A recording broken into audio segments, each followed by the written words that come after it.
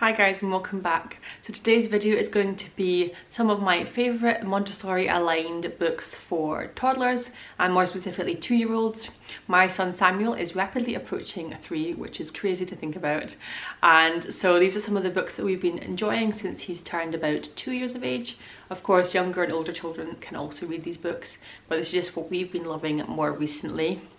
I personally find that one of the most important things and one of the most enjoyable things that I do with my son is reading, and so we have a lot of books already. We are always on the lookout for more books. I love to buy Samuel books. It's definitely personally one of the most important things that I can do is buy him lots of good books, and so I thought I'd just share with you some inspiration of books that you might enjoy. So without further ado, let's get into it. Just a quick note about what makes a book a Montessori aligned book, and it is generally books that are based in reality, that have got realistic illustrations, and that generally don't include things like talking animals, that doesn't include fantasy, things that are very grounding in reality. That's essentially what makes a book Montessori, and so yeah, I thought I would just quickly put that in here. The first book is a fairly recent discovery. I got it for him at Christmas, and it is this book, which is called Look Inside a Farm. It's part of a series that has a bunch of different books. For example, Look Inside a Train, Look Inside Space, I think there's one, Look Inside the Human Body. There's tons of these books. I only have this one, but I've got a few others out of the library before, and I'm definitely going to buy more because it's just a fantastic book from kids of this age right up to a lot older age as well, I would say. Personally, I think this is great because the flaps are definitely the big plus for me. There's loads and loads of flaps in this book, and there's multiple flaps within flaps. You can open a flap and then there's another flap beneath it.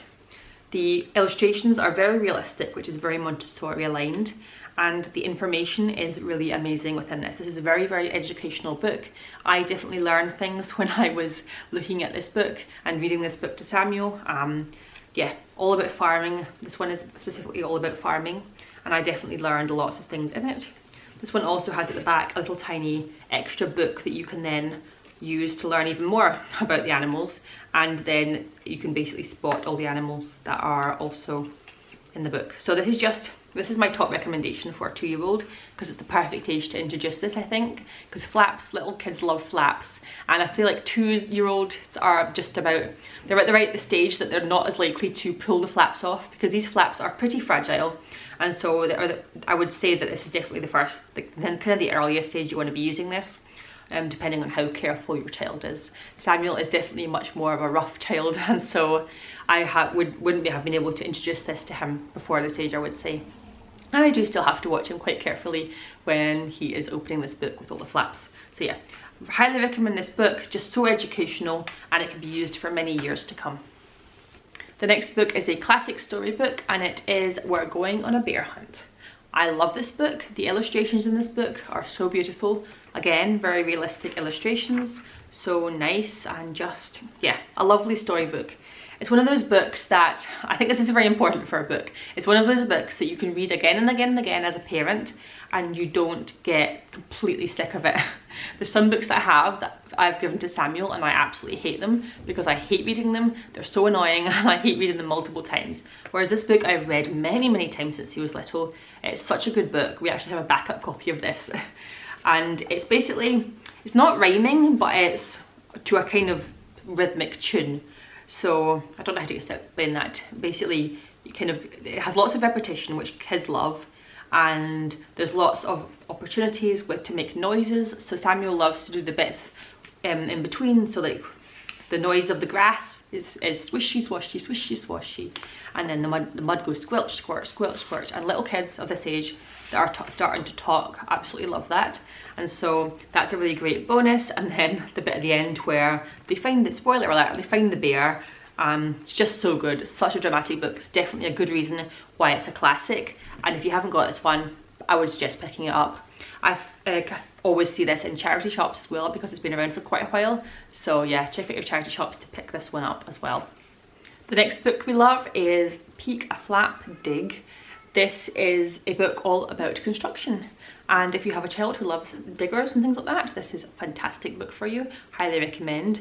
I'll link here my last book recommendation video that I did for when he was around about 1 year of age, and he has this book about trucks, which is just all about the vehicles, which he loves. It's so good. This is kind of slightly different in that it's about the actual construction site. So it's about the things that they're doing. Again, it's very educational. Again, it's realistic illustrations. And yeah, again, I learned things in this book. This is good if you've got a slightly more rough child with books, because the flaps are much thicker in this book, and so they're much more sturdy. It's quite a short book, and it's just it's just interesting. I really like this book. It's really interesting, and it really just tells you all about construction sites. So highly recommend this one. By the way, I'll link all the books down below if you want to check any of them out, because yeah, they can all be found on Amazon very easily, and generally pretty cheap as well. The next book I got really recently, but it's already a massive hit in our book, and in our house, and I thought I would include it because it is something that might be interesting to you. It is called Shape Sorters Numbers, and what it is to introduce shapes to your child, basically. I mean there's like a little thing along the bottom that I don't really read, but basically what it has is it's got a shape cut out bit here, and it's got all the shapes here. And we use this to, of course, you find the star shape, stick the star shape in there. You can say, oh, look, a shell. And this is number 1 as well. So you stick that in there. And then you can count the bunches of grapes, 2 bunches of grapes. Where is the rectangles? You learn your shapes, you learn your numbers as well. And then you put your rectangle in there. Oh, look, there's also 2 monkeys. And then 3 dresses. Where's a triangle? Here's a triangle with 3 crocodiles. Samuel loves this. It's the little cutout element that makes this book unique and makes it really interesting, and it's a very simple way to introduce shapes and numbers and also colours as well. So highly recommend this if you want your child to get into learning some of the shapes, especially the shapes. Really nice little book. I got this second hand, but you can pick up really cheaply as well. And yeah, just a really great little one to check out. Next are a couple of potty training book recommendations. For anyone that is thinking about potty training, it can be good to give books as well, so that they kind of have a little bit more of an understanding. The first one I've got is Everyone Poops. I found this ages ago. I thought it was hilarious. It's a really nice little book about how everybody poops. So if you've got a child that you think might be embarrassed about it, it kind of helps alleviate that. It talks about how the giraffes poop, how the whales poop, what does it look like, all the different shapes and different colours that poop has. I just think this is really hilarious, this book, and it's also really great. It talks about how big grown-ups poop, and then children poop, and then babies poop in their nappies, and where do children poop. And I talk about to Samuel, where do you go to the toilet, where do you poop? And he goes in the potty, and it's really great. And it finishes with saying, all living things eat, so everyone poops. So yeah, like I said, a really great one if you think your child might be a little bit embarrassed to go in the potty for the first time, and just a really little great introduction all about poop. The next potty training recommendation I have is called Boys Potty Time. This is a DK book, and this is really great. It's got photos in it, this one. So it's got photos of the little kids sitting on the potty.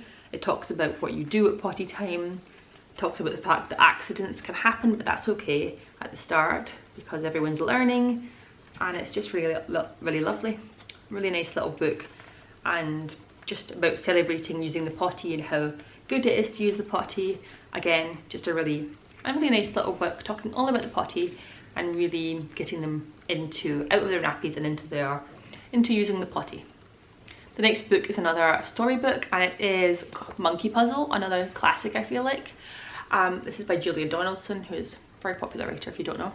And I will say I slightly broke my Montessori rule with this, in the sense that technically the animals talk in this book. So technically the monkey talks to the butterfly throughout this book, but I'm making an exception because I really love this book.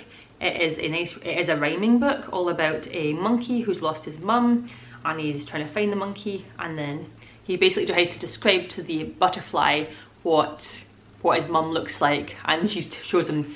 And it goes throughout saying, no, that's an elephant, no, that's a snake, no, that's blah, blah, blah. And then I really like the little learning element in this, which basically the monkey says, none of these creatures looks like me. So she's saying that the monkey looks like him. So why are you not showing me animals that look like me? And then the butterfly says, I didn't know that. I didn't know that she looked like you, because the butterfly's babies don't look like her. They're little caterpillars, so they look completely different. And so there's like this little learning element of what a baby butterfly looks like. And Samuel now knows that a caterpillar is like a baby butterfly. And then eventually he finds his mum. That's really quite sweet. So I like that story.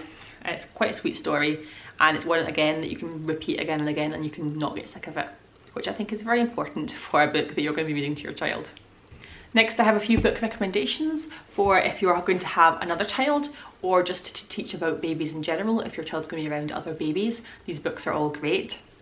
The first one is specifically pregnancy related, called There's a House Inside My Mummy. This is a popular book, and it's talking all about how the baby lives in the mummy, and about basically the toddler's perception of it, and trying to help them understand what it looks like inside the mummy's tummy, and the fact that mummy needs to eat lots and lots of things for the baby, and how he's excited to meet the baby and show him all his toys. And yeah, it's just a lovely book all about this boy's mummy being pregnant, and at the end she has the baby, and it's so sweet, and it's helped my son anyway to understand that the baby's in mummy's tummy, and that when the baby comes home, that's the baby that was in mummy's tummy. I really tried to help my boy understand this. He was 2.5 when I gave birth, and so I was reading this book for quite a while beforehand, and he understands that the baby was in mummy's tummy. Baby Noah was in mummy's tummy. And then when he first saw a picture of Noah, he knew who it was. He knew it was baby Noah, and that he was no longer in my tummy. So that's a really great book to help them understand on some level what's happening with pregnancy. Another great one is Max and Millie and the New Baby.